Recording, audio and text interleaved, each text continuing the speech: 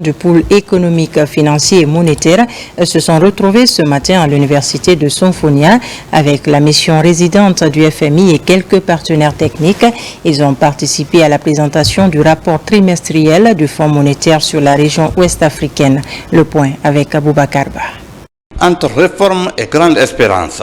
C'est le thème choisi par la mission résidente du Fonds monétaire international pour parler de la situation d'ensemble des économies régionales pour l'année en cours à l'université de Sonfonia.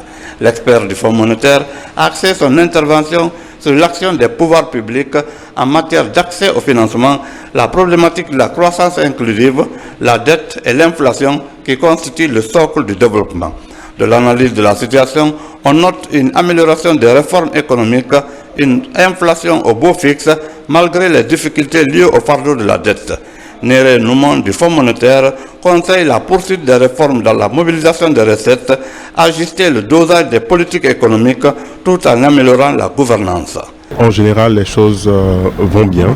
Donc, on a des déséquilibres macro qui s'améliorent. Donc, inflation en baisse, la dette qui se stabilise, les taux de change se stabilisent. Donc, beaucoup de bonnes nouvelles. Donc, en même temps, les marchés sont en train de se réouvrir avec plus de participants au marché des euro-obligations qui sont en train d'entrer sur le marché. Dans son intervention, le ministre des Finances a largement développé les questions de résilience économique, les réformes pour une croissance inclusive et durable, l'emploi, l'accès au crédit et la consolidation des projets et programmes du gouvernement sans toutefois compromettre le développement. Il y a une tendance baissière de l'aide publique au développement. Et cette tendance baissière rend vulnérable le bouclage de nos budgets. D'où la nécessité d'aller chercher de nouveaux financements pour rendre notre cas d'investissement totalement financé pour que les projections de dépenses d'investissement qui y sont puissent être réalisées. Quant au ministre du Budget, l'accent a été mis sur les réformes budgétaires pour soutenir le déficit et pousser la croissance. Fassine Silla a donné d'amples informations sur les efforts du gouvernement pour contenir les pressions sociales au regard des besoins énormes de développement dans les secteurs porteurs de croissance. Les fonds sont distribués. Si on dit qu'au niveau de la protection sociale, l'État ne fait rien, les partenaires ne font rien, on aura menti.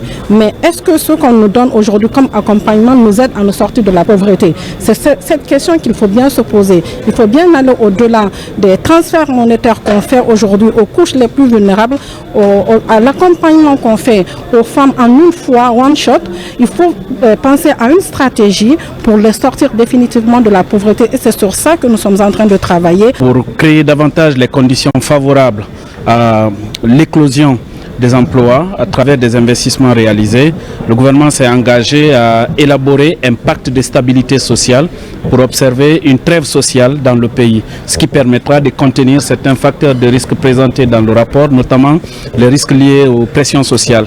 Et le pacte de stabilité, c'est un mécanisme que nous sommes en train d'élaborer avec des acteurs sociaux, le patronat qui représente le secteur privé et également toutes les organisations syndicales qui représentent la force ouvrière pour s'accorder sur ce dispositif de trêve sociale. Côté Banque centrale, les indicateurs sont au beau fixe. Une inflation à un chiffre, la situation monétaire intégrée indique que notre monnaie se porte bien. L'inflation est véritablement maîtrisée. Nous sommes aujourd'hui l'une des économies les plus compétitives de la sous-région. Tous ces efforts, toutes ces mesures appellent à une synergie d'action de toutes les structures gouvernementales.